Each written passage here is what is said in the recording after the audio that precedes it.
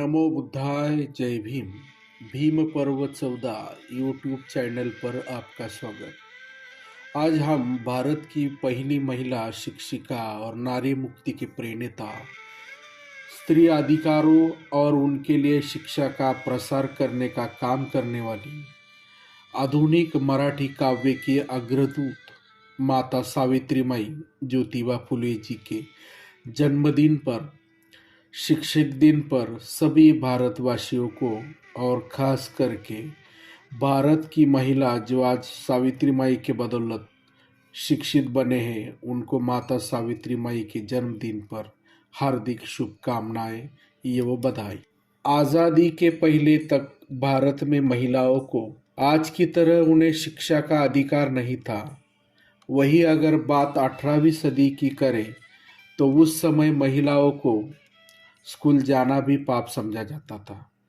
ऐसे समय में सावित्री माई का जन्म 3 जनवरी 1831 को महाराष्ट्र में नायगांव, वर्तमान में सातारा जिले में कृषि परिवार में हुआ था। इनके पिता का नाम खंडोजी नेवसे और माता का नाम लक्ष्मी था। सावित्री माई सबसे बड़ी बेटी थी। उन दिनों की लड़कियों की जल्दी शादी हो जाती थी, इसलिए प्रचलित रीति रिवाजों के बाद 9 वर्षीय सावित्री माई का 1840 में 12 वर्षीय ज्योतिराव फुले से विवाह हुआ। ज्योतिराव एक विचारक, लेखक, सामाजिक कार्यकर्ता, जाति विरोधी सामाजिक सुधारक थे। सावित्री माई की शिक्षा उनकी शादी के बाद शुरू हुई। यह उनके पति ही थे जिसने सावित्री माई को सीखने और लिखने के लिए प्रोत्साहित किया, जिन्होंने एक सामान्य स्कूल से 3री और 4थी की परीक्षा पास की थी, जिसके बाद उन्होंने अहमदनगर में मिस फरार इंस्टीट्यूशन में प्रशिक्षण लिया।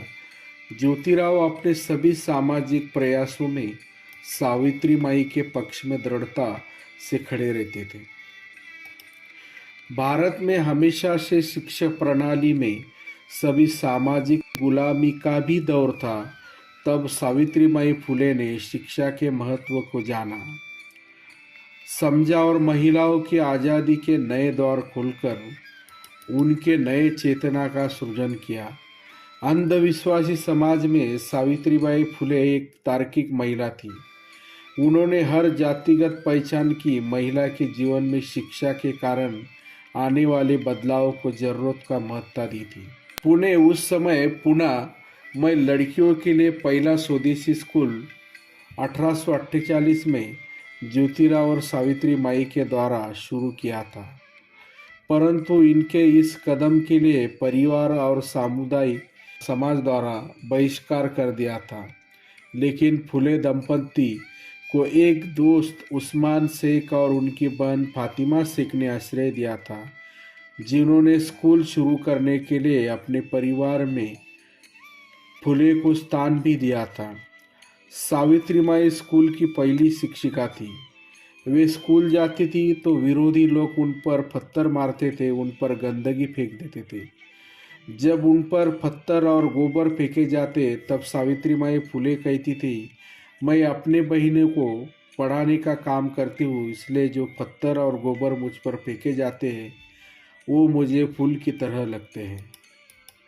सावित्री माई एक साड़ी अपने थैले में लेकर चलती थी और स्कूल पहुंचकर गंदी कर दी गई साड़ी बदल देती थी। अपने पथ पर चलते रहने की प्रेरणा बहुत अच्छे से देती थी।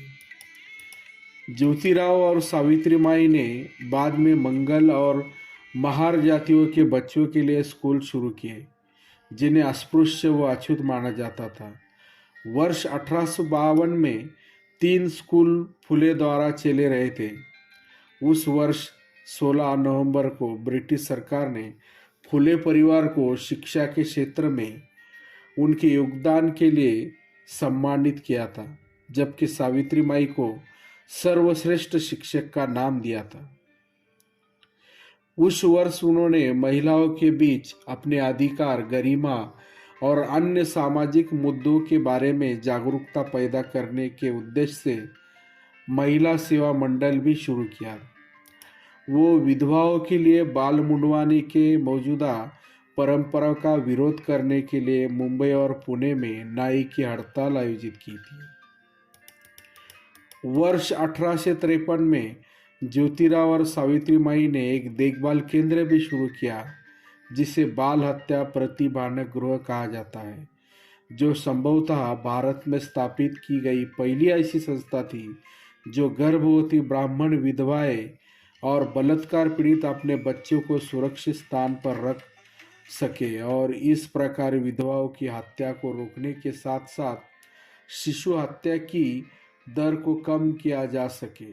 1874 में ज्योतिराव और सावित्रीबाई काशीबाई नामक एक ब्राह्मण विधवा से एक बच्चा गोद लिया और इस प्रकार समाज के प्रगतिशील लोगों को एक मजबूत संदेश प्रस्तुत किया। ये दत्तक पुत्र यशवंतराव बड़े होकर डॉक्टर बने। ज्योतिराव ने विधवा पुनर्विवाह की वकालत की। सावित्रीबाई ने बाल विवाह और सती प्रथा जैसी सामाजिक बुराई के खिलाफ अथक प्रयास किए। दो सबसे संवेदनशील सामाजिक मुद्दे जो धीरे धीरे महिलाओं के अस्तित्व को कमजोर कर रहे थे, उन्होंने बाल विधवाओं को शिक्षित और सशक्त बनाकर मुख्य धारा में लाने का भी प्रयास किया और उनके पुनर्विवाह की वकालत की। इस तरह की खोज रूढ़िवादी उच्च प्रति के समाज में मजबूत प्रतिरोध के साथ भी हुई। सावित्रीबाई ने छुआछूत और जाति प्रथा के उन्मूलन में अपने पति के साथ मिलकर काम किया, जो निचली जातियों के लोगों के लिए समान अधिकार का प्राप्त करने के और हिंदू पारिवारिक जीवन में सुधार के लिए काम किया। दंपति ने एक युग के दौरान अछूतों के लिए अपने घर में एक कुआं खोला। जब एक अछूत की छाया और अशुद्ध माना जाता था, लोग प्यास अछूतों को पानी की पेशवर करने के लिए अनुचित थे। जब उन्होंने अपने घर का एक कुआं अछूतों के लिए खोलकर एक नया इतिहास रचा था। ऐसे थे अपने सावित्रीबाई और ज्योतिराव फुले जी। उनको नमन।